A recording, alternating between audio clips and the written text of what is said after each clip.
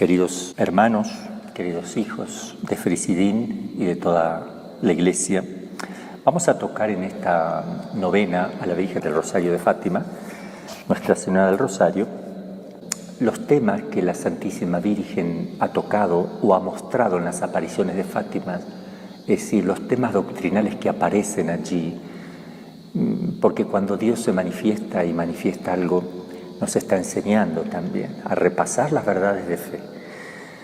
Y entonces en este día vamos a ver vamos a ir viendo de a 2 o 3 temas por día, si no, no vamos a alcanzar porque son muchos los temas que se dieron a conocer en Fátima. Vamos a tocar primero el tema de la Santísima Trinidad y el de la Eucaristía, 2 temas enormes, gigantes, que no se los puede abarcar en una sola plática. No obstante, vamos a tratar de hacer una síntesis, la más grande que se pueda, ¿verdad? A veces uno dice, ¿qué podemos decir de la Santísima Trinidad? Porque decimos que es un solo Dios y 3 personas y se nos acaba el discurso. Pero mucho se puede decir, hay muchísimo. Todo se centra en la Santísima Trinidad.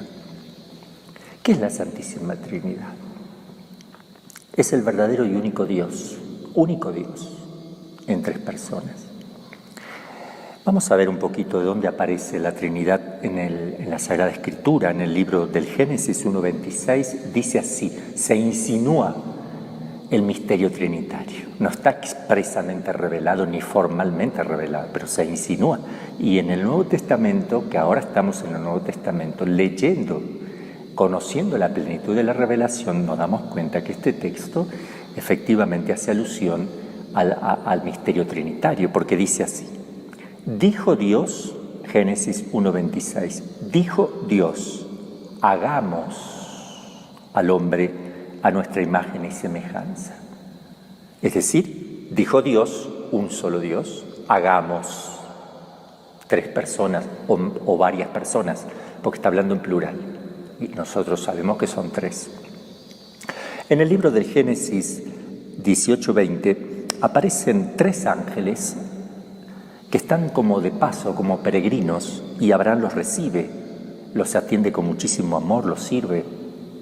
Y esos 3 hombres que aparecen son 3 ángeles en forma de hombre que representan la Santísima Trinidad. Son 3. En el Nuevo Testamento encontramos la presencia trinitaria ya explícita. En el bautismo del Señor, Mateo 3:13, dice que cuando Cristo entró a bautizarse, el Espíritu Santo descendió en forma de paloma, en forma de figura, como una imagen. Esa imagen la toma el Señor. Ven que las imágenes no son cosas malas. Dios hace que los hombres vean una imagen. Él crea una imagen del Espíritu Santo en forma de paloma, algo que se vea y se palpe, porque así es la condición humana. Nosotros no podemos contemplar a Dios directamente, lo contemplamos a través de imágenes, ¿verdad? Por eso el Verbo se hizo carne, para que le podamos tocar, ver, palpar con las propias manos, dice San Juan. Entonces, tenemos ahí a Cristo, que es el Hijo de Dios, el Espíritu Santo desciende en forma de paloma y una voz del cielo que dice: este es mi Hijo amado, en quien tengo puestas mis complacencias, escúchenlo. También hay otra figura de la Trinidad en la transfiguración del Señor, Marcos 9:2-13, una figura hermosa donde Cristo se transfigura. Una nube los cubre. La nube es la presencia del Espíritu Santo, la nube que guió también al pueblo de Israel por el desierto, la nube que cubre con su sombra a la Santísima Virgen, el Espíritu Santo, y la palabra de vuelta del Padre: este es mi Hijo amado, escuchadlo. En San Mateo capítulo 28, versículo 19, expresamente lo dice Cristo: id por todo el mundo y bautizad a todas las naciones, haciendo discípulos míos, en el nombre del Padre, del Hijo y del Espíritu Santo. 3 personas, porque es en el nombre de ellos, es decir, se atribuye como sujeto a cada uno de ellos El Salmo 2.7 dice: tú eres mi hijo, yo te he engendrado hoy. Siempre lo está engendrando el Padre al Hijo, siempre está procediendo el Hijo del Padre. Es algo, una acción eterna, porque en Dios no hay tiempo, no hay antes y después. Juan 1.1: en el principio existía el Verbo y el Verbo estaba junto a Dios y el Verbo era Dios. Por un lado es distinto, estaba junto a Dios y el Verbo era Dios. O sea que ese Verbo, ¿qué significa verbo? Pensamiento, palabra, concepto divino del Padre, que ya lo vamos a ver, lo vamos a explicar ahora un poco con el misterio trinitario. Juan 16:28: salí del Padre y he venido al mundo. Ahora dejo otra vez el mundo y voy al Padre. Son dos. El Padre y yo somos uno, dice en otra oportunidad Cristo.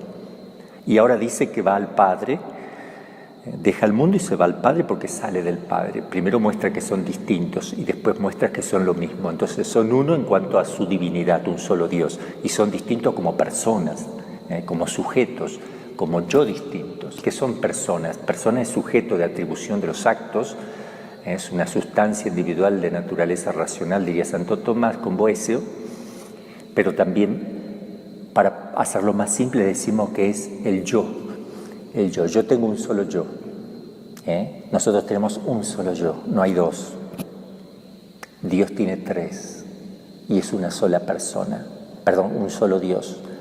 Una sola naturaleza divina, pero hay tres yo, tres personas hay en el único Dios.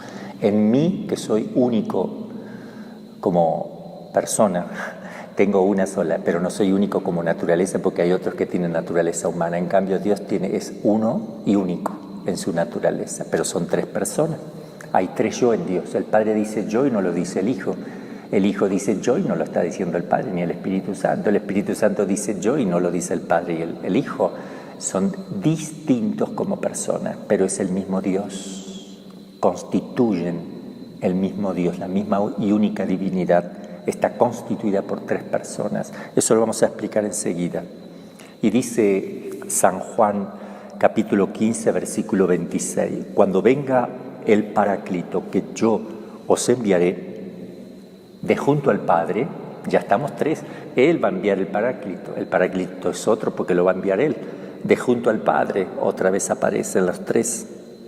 El Espíritu de la verdad que procede del Padre, Él dará testimonio de mí. Ya vamos a hablar en qué lugar aparece el misterio trinitario en Fátima. Primero vamos a hablar qué es la Trinidad.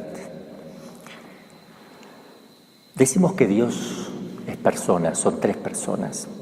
¿Qué es persona? Sustancia individual de naturaleza espiritual. Ahora, la persona tiene una característica, es un ser sociable. Para el hombre, para el ángel y para Dios. Es un propio. El ser sociable le es propio a la persona, es decir, comunicarse, darse, expresarse. Por eso es importante la relación entre personas.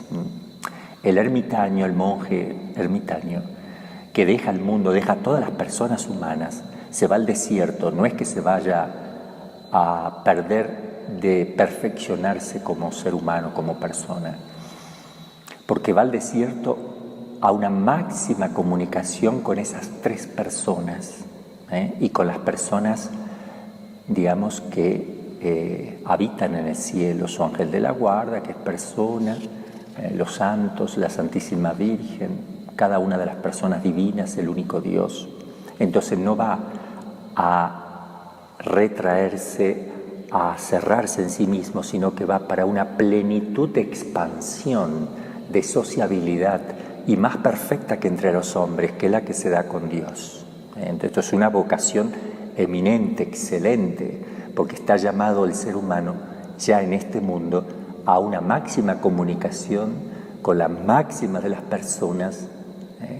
Es como un anticipo del cielo, es una forma de hacer penitencia porque ya estamos saliendo en este mundo que es costoso, a abandonar la vida esta para entregarse por la fe enteramente a Dios. Dios es persona, entonces, pero no está solo. Si yo estuviera solo en una isla, perdido porque se cayó el avión, yo sentiría la soledad, la sentiría. a no ser que yo tenga fe y tenga mi relación con Dios. Pero una persona que no tenga fe, una persona atea, que cae en una isla se desespera, se necesita ese contacto con otra persona. Y los animalitos que le rodean, que pueden haber animalitos, no le es suficiente, él se sigue sintiendo solo, aunque haya vegetales, animales, piedras, minerales, otras cosas naturales. Él necesita algo de su misma naturaleza para no estar solo, otro hombre. Por eso que por eso que el ser sociable a nosotros nos perfecciona, pero a Dios es infinitamente perfecto por ser 3 personas, que es la sociedad perfecta, 3, no 2. La sociedad perfecta la constituyen 3, y en Dios se da esa sociedad perfecta. ¿Por qué la constituyen 3? Porque si miramos a los hombres, así lo vemos en las familias, tenemos el papá, la mamá y los hijos, que de alguna manera reproducen esa trinidad. Son personas, es una sola persona moral la familia, pero está expresando esa trinidad, célula básica de la sociedad, papá, mamá e hijos. El papá conoce a la mamá conoce al papá y se aman. De ese conocimiento procede el amor espiritual y ese amor se encarna en los hijos. Y ahí tenemos el movimiento trinitario en la familia, ahí se da la perfección de la familia. Y la perfección en Dios se da con esa trinidad adintra, hacia adentro de Él. ¿Y qué son las procesiones divinas? ¿Cómo procede Dios? Porque Dios es infinito y es eterno. Si es eterno no tiene tiempo, entonces vamos a hablar no del tiempo, sino de prioridad lógica o prioridad de naturaleza.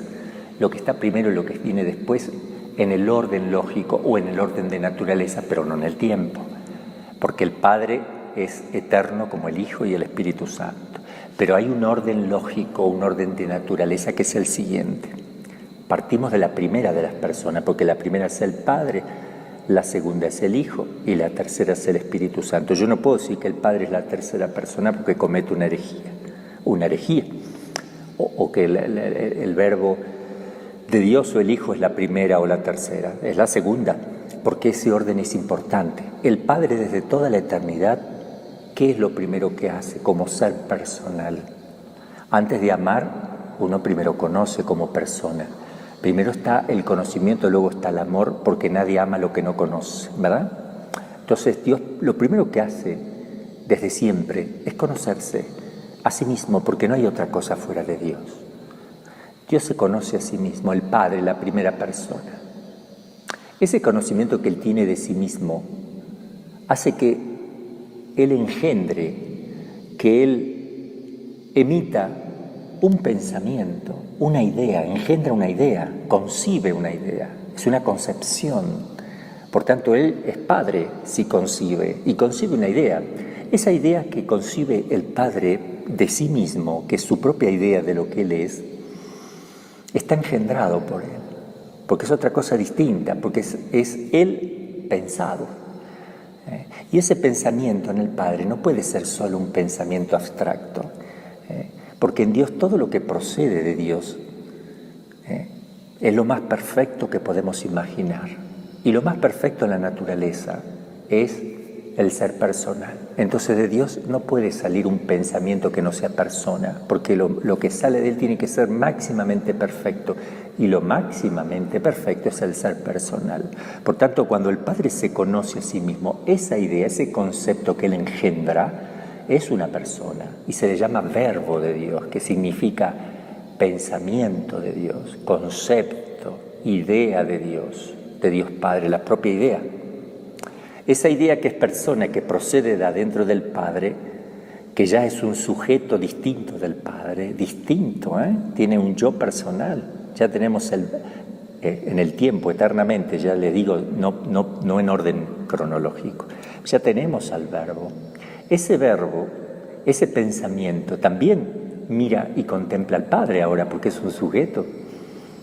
Y esa contemplación del Padre al Hijo y del Hijo al Padre, o del Padre a esa idea que le llamamos Hijo porque la concibe en forma, la engendra, es un principio vital, por eso es de su misma naturaleza también. Entonces, al mirarse, al contemplarse, ahora sí se aman. porque para que surja el amor tiene que ser entonces el mirarse al menos dos personas. Al contemplarse mutuamente procede de ellos, del ser mismo de ellos, del interior, por decir así, del ser mismo de ellos, procede el amor. Pero ese amor no es del Hijo solo, es del Padre y del Hijo, por tanto, y le llamamos Espíritu Santo, es lo que ellos expiran el amor, pero ese amor es conjuntamente entre el Padre y el Hijo, pero conforma también una persona porque sale del Padre y del Hijo, y todo lo que sale de Dios, dijimos, tiene que ser persona que es lo más perfecto que existe. Ahora, en Dios solamente están esas dos cosas, conoce y ama, ya nada más, no tiene sensibilidad, no tiene conocimiento sensitivo, apetito sensitivo, emociones, sentimientos, porque no los necesita. Está por encima de todo eso, es mucho más perfecto. Nosotros somos imperfectos, pero Él no lo necesita. Entonces, esos dos actos que Dios tiene de conocer y amar, hacia adentro de Él, hace que surjan las personas. Es el constitutivo formal de las personas divinas, es esa relación subsistente, opuesta que tienen entre ellos. Eso constituye la persona en Dios. Cada uno de ellos, Padre, Hijo y Espíritu Santo, es un yo distinto, pero es un solo Dios. Eso sucede dentro de Dios. Eso sucede dentro de la naturaleza divina, si se puede decir dentro, porque si hay un dentro hay un fuera, pero en Dios no hay ni afuera ni adentro. En la esencia misma de Dios se produce eso. Y eso es Dios, es un continuo conocerse y amarse. Nunca deja Él de conocerse porque siempre está conociéndose. Nunca deja Él de amar al Hijo y el Hijo de amar al Padre, por tanto nunca deja el Espíritu Santo de proceder del Padre y del Hijo. Es una acción actual, continua, permanente, conocimiento y amor. Es un dinamismo que hay en Dios de conocimiento y amor que se va como gesta, así como el sol tiene explosiones, ¿verdad?, de gases y eso es una combustión impresionante, ¿no?, que se va, bueno, Dios está constituido, pero no creado. Es el constitutivo de Dios, no es creado, ¿verdad?, es eterno. Pero en Dios ese constitutivo se constituye por el conocimiento y el amor constante de sí mismo. Y eso hace que las tres personas sean felicísimas porque se conocen y se aman los tres. Es una sociedad perfecta. Dios no está solo, Dios no es Él solo, Dios es familia, comunidad adintra de Dios, adentro de Él.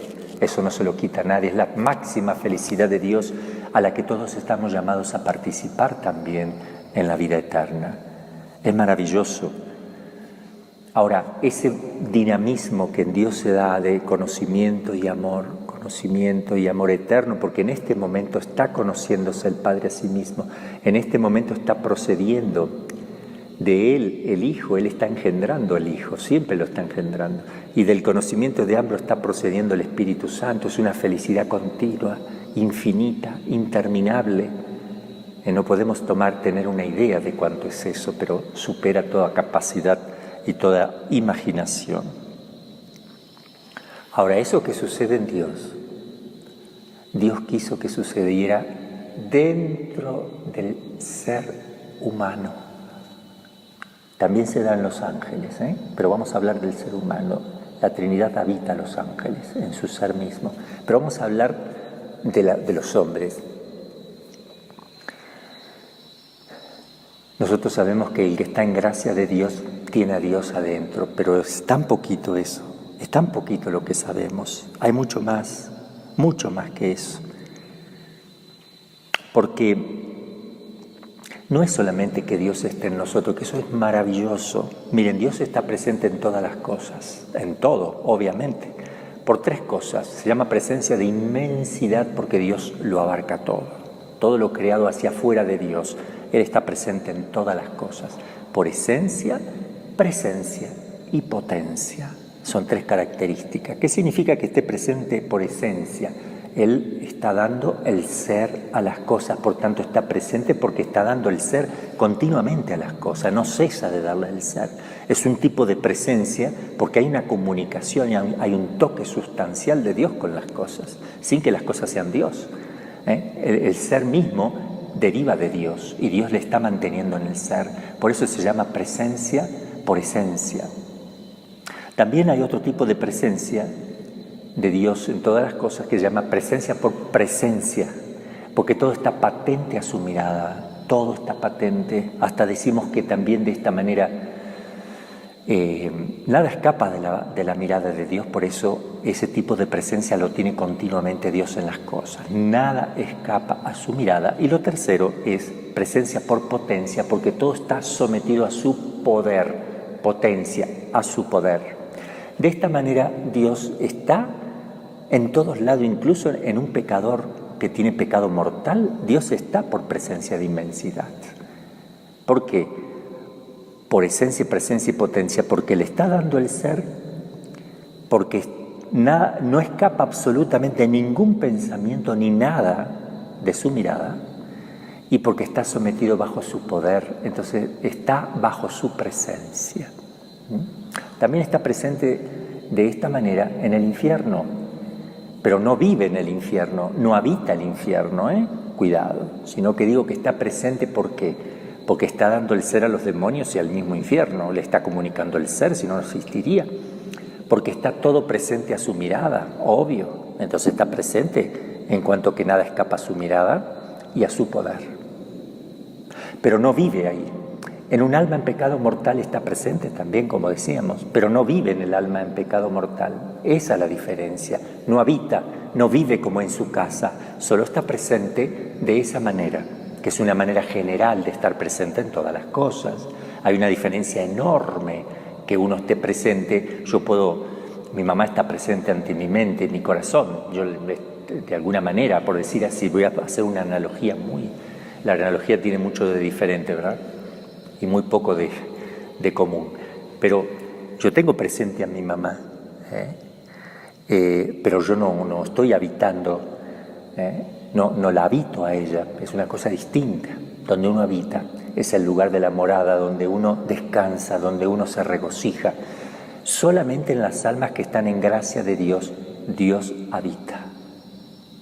Pero no solamente habita, que esto es maravilloso, que Dios esté dentro de ti, que esté el Padre, el Hijo y el Espíritu Santo, las tres personas y el único Dios están dentro de ti, habitando, viviendo, disfrutando de esa presencia, porque Él quiere vivir ahí como en un templo.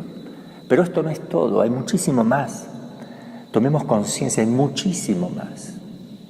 Porque no solamente está así Dios, sino que dentro de ti, dentro de mí y dentro de todos los que están en gracia de Dios, el Padre está conociendo al Hijo dentro de ti, el Hijo está conociendo al Padre dentro de ti y el Espíritu Santo está siendo expirado por el Padre y el Hijo, están procediendo de ellos por vía del amor.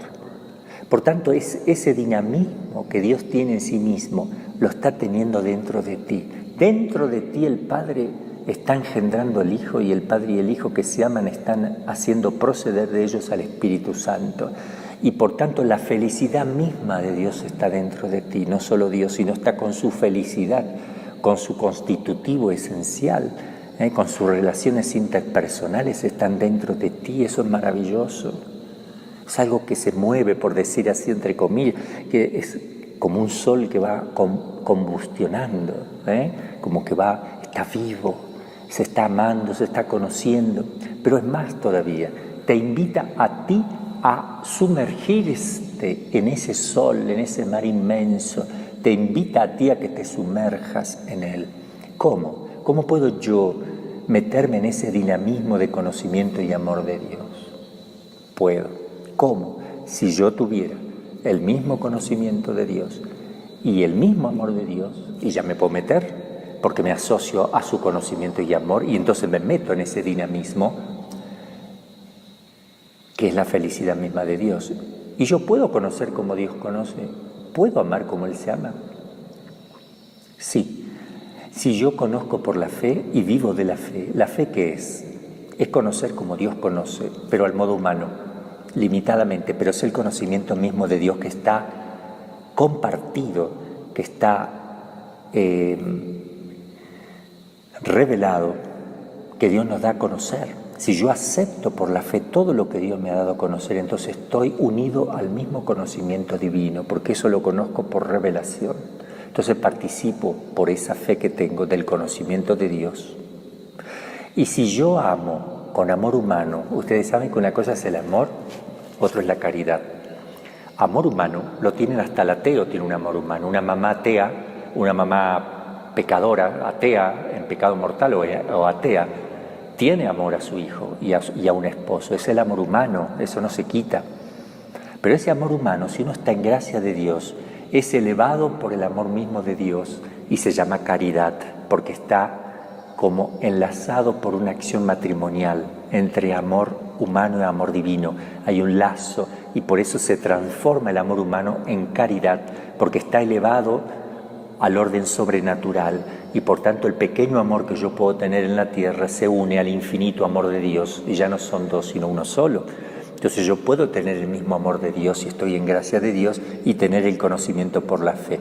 Por tanto, la fe y la caridad me permiten a mí entrar en ese movimiento de Dios que se llaman las procesiones divinas, no como forma constitutiva, porque yo no soy Dios, pero sí participando de ese dinamismo como participo también yo de la naturaleza divina de Dios, también estoy participando de esa manera de ese dinamismo interno de Dios.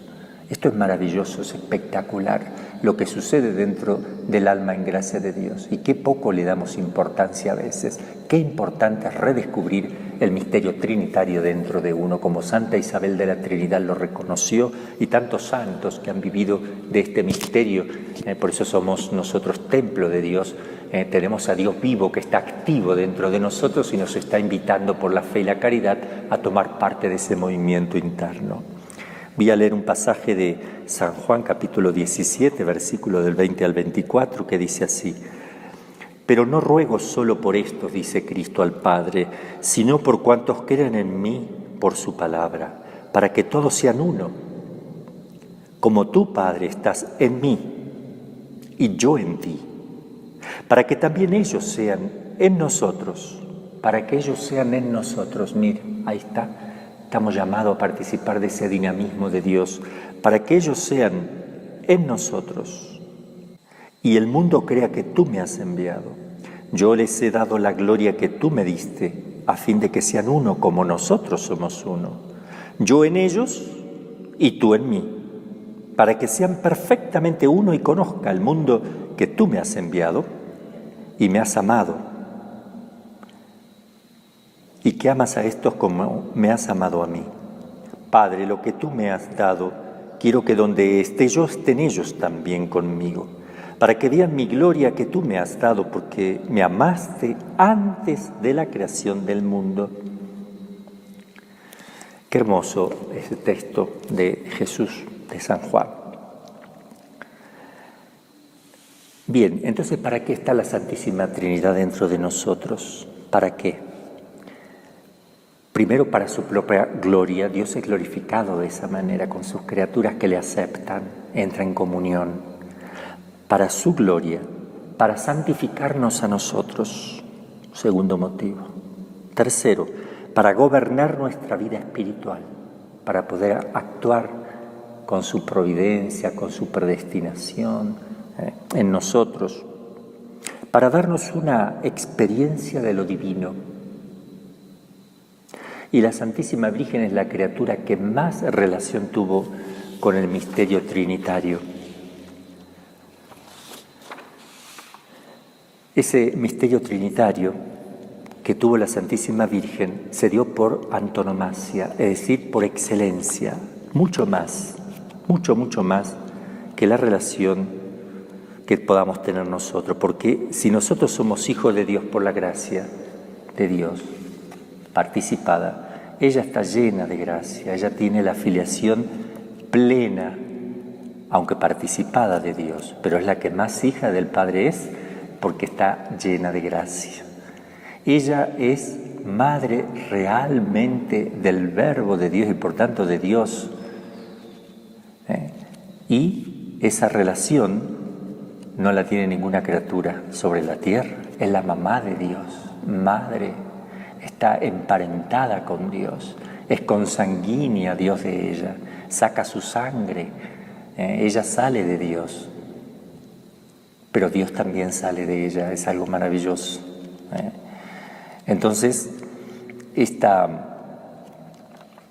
y también es esposa del Espíritu Santo en forma más eminente que nosotros, porque si bien es cierto que Dios nos desposa a nosotros, nos desposa de esa manera también a la María, pero de manera particular porque el Espíritu Santo descendió sobre ella y la fecundó con su acción milagrosa, con su acción poderosa, la hace fecunda. Imagínense qué relación tiene con la Santísima Trinidad. Es la criatura más relacionada con el misterio trinitario.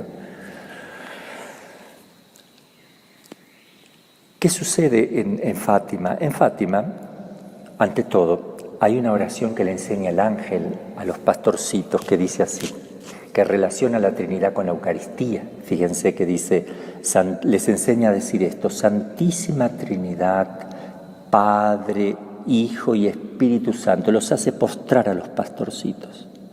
Te adoro profundamente, te ofrezco el preciosísimo cuerpo, sangre. Ahí está la conexión con la Eucaristía. Santísima Trinidad, Padre, Hijo y Espíritu Santo, te adoro profundamente. Y te ofrezco el preciosísimo cuerpo, sangre, alma y divinidad de nuestro Señor Jesucristo, presente en todos los sagrarios de la tierra, en reparación de los ultrajes, sacrilegios e indiferencias que Él mismo es sometido, y por los méritos infinitos de su Santísimo Corazón y del Corazón Inmaculado de María, te pido la conversión de los pobres pecadores. Nos enseña a invocar a la Trinidad, nos enseña el misterio trinitario, pero de manera particular, cuando Sor Lucía estuvo en Tui, era novicia, estando delante del Santísimo Sacramento y delante del altar en oración a la noche, con permiso de la superiora, ella tiene una manifestación sobre el altar. Allí se aparece un misterio, el misterio trinitario, porque se va a aparecer la cruz de nuestro Señor sobre el altar. En la cruz está colgado Jesucristo. Arriba de Jesús, como sosteniendo la cruz, está Dios Padre, que es la primera persona. Luego sigue el Hijo, que es la segunda. Y en el pecho está el Espíritu Santo, la tercera persona. Y está la Santísima Virgen de pie, al pie de la cruz, como estuvo y nos enseñan los evangelios históricamente. Y del costado abierto de Jesús hay un cáliz y una hostia. Ahí está el misterio eucarístico unido al trinitario de vuelta. La hostia está, el cáliz tiene la hostia arriba y de la hostia sale sangre que cae dentro del cáliz. La Santísima Virgen está al lado de eso y tiene en su mano, en una mano tiene el Santo Rosario, del cual nos pide que lo hagamos diariamente, y tiene en la otra mano el Inmaculado Corazón de María cercado de espinas, es decir, doliente y sufriente. Ya vamos a ver por qué más adelante. Vamos a explicar por qué le duele el corazón a ella. ¿Y qué más se ve? Y en el brazo de la cruz derecho está ella, dijimos, está el cáliz, está la hostia sobre el cáliz. Y en la mano izquierda, por debajo de la mano izquierda, está escrito con letras de agua y luz. Dice gracia y misericordia. Ahí tenemos la manifestación, cómo nos recuerda la Santísima Virgen el misterio trinitario, que debemos vivir con toda la fuerza de nuestro corazón y defender la presencia de Dios en nuestras almas para no cometer pecado mortal, que es lo que quita esa presencia de Dios en el alma. Miren lo terrible que es el pecado mortal, que destruye todo este encanto, toda esta maravilla, donde Dios quiere hacer partícipe de ese misterio que Él vive eternamente, de ese gozo interno, del movimiento que tiene en sí mismo, lo quiere transmitir al hombre, sin que lo merezcamos. Claro, no merecemos nada, nosotros somos criaturas, somos creados. Luego tenemos el misterio también eucarístico. Lamentablemente no me puedo estirar mucho más del misterio de la Trinidad, que es maravilloso explicar más y más, pero hasta aquí llegamos porque tengo que hablar un poquito de la Eucaristía ahora. La Eucaristía, que aparece en el Antiguo Testamento ya con la figura de Melquisedec, que ofrece Abraham le ofrece a Melquisedec pan y vino porque era sacerdote del Altísimo, era verdadero sacerdote, y le ofrece pan y vino porque le ayudó en una batalla que ganó Abraham por intercesión y ayuda de Melquisedec, rey de Salem, de Jerusalén. Y entonces aparece el primer vestigio del pan y el vino, figuras de la Eucaristía que luego se convertirán en el cuerpo y la sangre de Cristo. Luego va a aparecer el cordero que lleva a Abraham para el sacrificio, lleva a su propio hijo, ¿no?, a Isaac, y le dice Dios que sacrifique a Isaac. Abraham es el padre, Isaac es el hijo, y lo va llevando a una montaña sobre una roca que representa el monte Tabor para sacrificarlo allí. Y le carga sobre las espaldas, Abraham pone sobre las espaldas de su hijo Isaac la leña para el sacrificio, que significa Cristo que va llevando la cruz, el madero de la cruz. Y van subiendo el monte, que significa la subida del monte Calvario. Estando allí en el altar, Dios le pide ese sacrificio a Abraham. Es un sacrificio tremendo, porque Abraham estuvo deseando ese hijo muchísimo y milagrosamente llegó ese hijo, milagrosamente. Y no podía pensar que no podía haber más hijo que ese. Así que fue probado enormemente. Cuando Abraham se dispuso a entregarle a Dios lo que más amaba, el ángel lo frenó. ¿Por qué? Porque es una imagen que Dios Padre no perdonó a su propio hijo. Sin embargo, perdonó al hijo de Abraham, que figura, pero él no perdonó a su propio hijo. ¿Qué quiere decir? Que lo entregó por nosotros. No es que no le perdonó porque no le perdonó sus pecados, porque Cristo no tiene pecados. No perdonó en el sentido que no ahorró tanto amor, quiso desprenderse de su, cuánto nos ama, que quiso desprenderse de su hijo para darlo todo por nosotros. Ese es el significado. Entonces Abraham levanta los ojos y ve un corderito que está enredado con sus cuernos en una maleza, y en lugar del hijo ofrece el carnero. Pero el sacrificio fue ofrecido. Hace alusión esto al sacrificio de la misa. El primero que hablamos, el de Melquisedec, hace alusión al sacramento. Acá hace alusión al sacrificio de ese sacramento, el sacrificio de la misa. Luego aparece el tema del maná en el desierto, figura de la Eucaristía como sacramento de vuelta, lo que comemos, el maná. Cristo se pone por encima del maná. El que come mi carne y bebe mi sangre tendrá vida eterna. Los que comían el maná en el desierto murieron, dice Jesús, pero el que me come a mí no morirá jamás, porque es verdadera comida y verdadera bebida. El que come mi carne y mi sangre, el auténtico cuerpo y sangre y alma y divinidad de Cristo, hecha sacramento, sacramentado. No comemos nosotros lo divino directamente, sino a través de un sacramento, hecho sacramento, es decir, una realidad sensible que tiene una eficacia completa, ex opere operato, por sí mismo, y es que significa lo que produce, o produce lo que significa, mejor dicho. El maná, otra figura. Después la multiplicación de los panes por 2 oportunidades también representan el sacramento. Cristo multiplica, da de comer un pan que se multiplica, que no se agota y que sobra, el pan en abundancia, el pan, yo estaré con ustedes hasta el fin del mundo, a través de la Eucaristía ciertamente, es el pan que no faltará jamás. Él también va a dar un discurso en ese mismo capítulo 6, donde aparece la multiplicación, sobre el pan de vida, como sacramento también, que lo que comulgamos, el que come mi carne, bebe mi sangre tendrá vida eterna, yo lo resucitaré en el último día, porque mi carne es verdadera comida y mi sangre es verdadera bebida. En la última cena, antes de la última cena, en las bodas de Caná también se manifiesta una alusión a la Eucaristía, porque va a transformar el agua en vino, el mejor de los vinos, para transformar luego el vino en su sangre. Son 2 saltos de naturaleza, de agua a vino y de vino a su sangre. Es como una preparación. La última cena, donde directamente consagra a Cristo el pan en su cuerpo y el vino en su sangre, donde en el cuerpo está cuerpo, sangre, alma y divinidad, y en su sangre está cuerpo, sangre, alma y divinidad también. Concomitantemente a la sangre está el cuerpo, el alma y la divinidad. Y concomitante al cuerpo de Cristo está la sangre, el alma y la divinidad. Es decir, está todo entero en cada una de sus partes, pero también en cada una de sus especies. En la especie de pan está también la sangre, y en la especie de sangre está también el pan.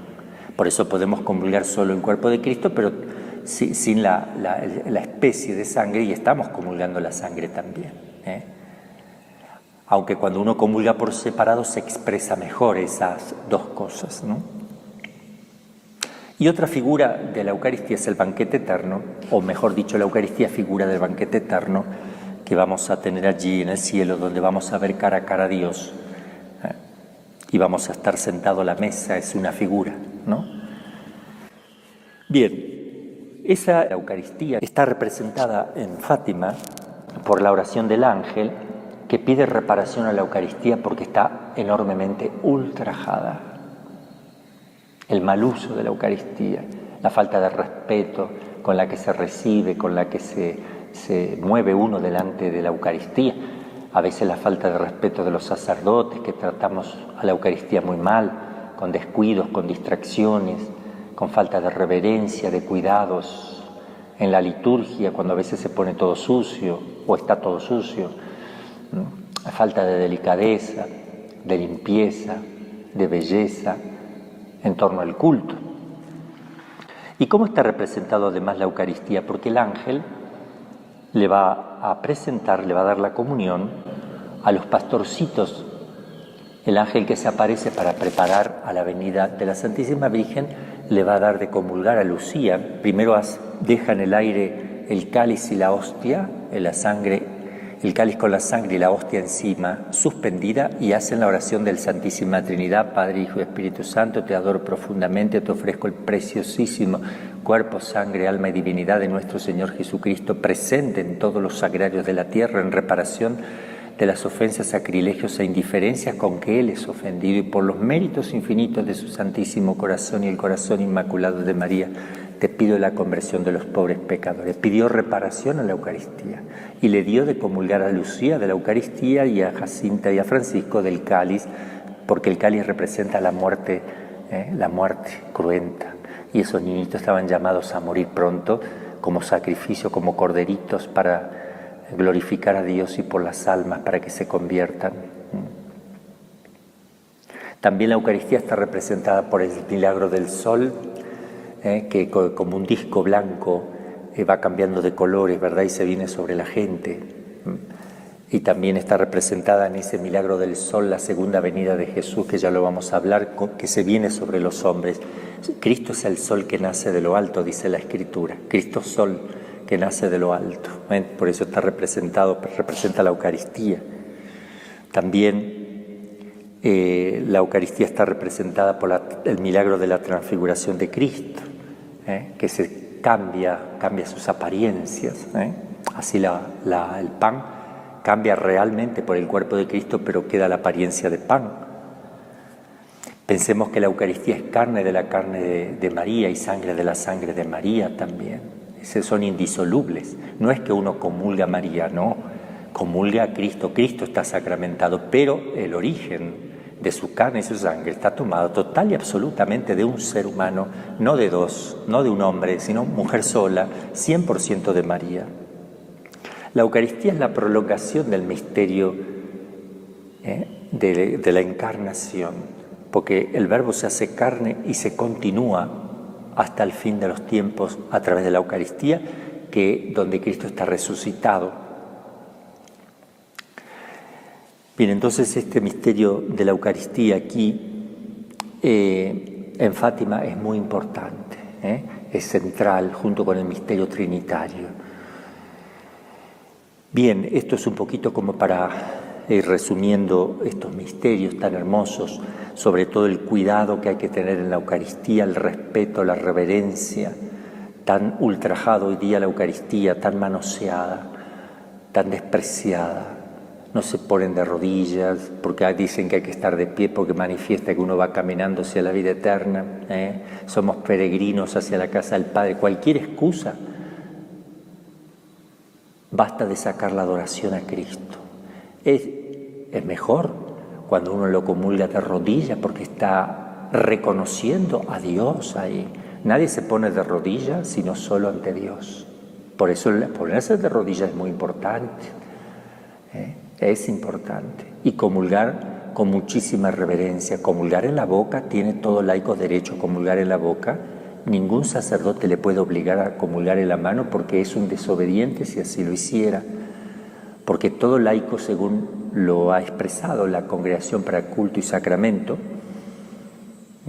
tiene derecho siempre y en todo momento a comulgar en la boca, y no tiene ningún sacerdote u obispo derecho a privarle de la comunión en la boca, porque el Código de Derecho Canónico está por encima de ellos, y la Congregación para el Culto y Disciplina de los Sacramentos también está por encima de ellos.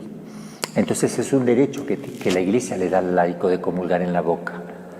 Es un derecho, no se le puede privar. Eso para que sepamos, porque dicen a veces que desobedecemos, a los laicos desobedecen si no comulgan en la mano, porque se ha establecido que van a comulgar en la mano. No desobedecen si la piden en la boca, porque es un derecho que la Iglesia le da. El que desobedece es quien le está obligando a recibirla en la mano, ese sí desobedece. Pero debemos hacer una aclaración. ¿Puede haber alguna razón? Sí, puede haber alguna razón por el cual se puede recomendar, pero no obligar a recibir en la mano. Siempre está esa norma vigente y no se ha quitado nunca. Por ahora no se ha quitado y normalmente no se quitan esas normas. Sí, entonces hay que tener cuidado con eso. No podemos decirle a nuestros laicos, pero tenemos que obedecer como sacerdotes y obispos a todo lo que nos manda la Iglesia, no solamente a lo que nosotros queremos. Porque es abuso de autoridad cuando uno ejerce la autoridad en contra de una autoridad superior, como es la Congregación para Culto y Disciplina de los Sacramentos. Es abuso de autoridad porque está haciendo uso de algo que toca la conciencia del otro y está abusando de ello. Es un pecado grave eso, hay que tener mucho cuidado. Nosotros tenemos que obedecer siempre a nuestros pastores, pero también los pastores tienen que tener sumo cuidado de respetar a las personas, a los laicos, a los sacerdotes también, con mucho cuidado, porque los sacerdotes y los laicos no le pertenecen al obispo, le pertenecen a la Iglesia y a Cristo. Ellos son nosotros como sacerdotes y los obispos somos administradores nada más de los misterios, administramos y estamos al servicio de ellos, le lavamos los pies a los laicos, no le damos órdenes contra órdenes superiores, porque eso no se puede hacer. Sí amarlos a los obispos porque son los sucesores de los apóstoles con muchísimo cariño, estar al servicio, los admiramos porque prolongan la presencia de los apóstoles, y si son santos los admiramos 1000 veces más, por el título de obispo, por el orden de obispo, los amamos porque son sucesores de los apóstoles, pero también muchos de ellos los veneramos y reconocemos la santidad que llevan en la Iglesia también, defensores de la fe, capaces de dar la vida por Cristo, capaces de dar la vida por las ovejas, les admiramos, los queremos, y estoy seguro que si viniera una persecución religiosa, como ya la estamos teniendo aquí en este momento histórico, ellos darían la vida primero para mostrarnos cuál es el camino. Bueno, entonces estos dos misterios de la Santísima Trinidad y la Eucaristía se reviven y se presentan en Fátima para que lo volvamos a retomar, para que lo reconozcamos y lo vivamos intensamente. Quedamos aquí. Dios lo bendiga en el nombre del Padre, del Hijo y del Espíritu Santo. Amén.